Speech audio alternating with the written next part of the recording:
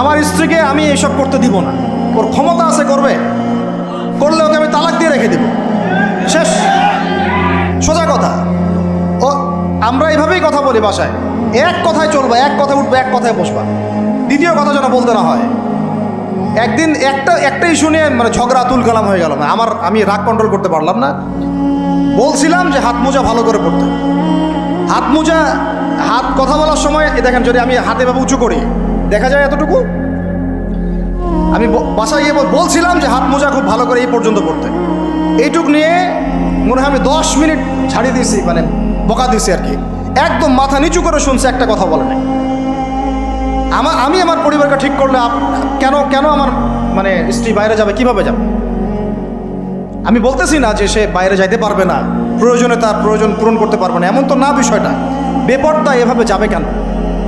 বেপর্দায় ফিতনার মধ্যে কেন যাবে?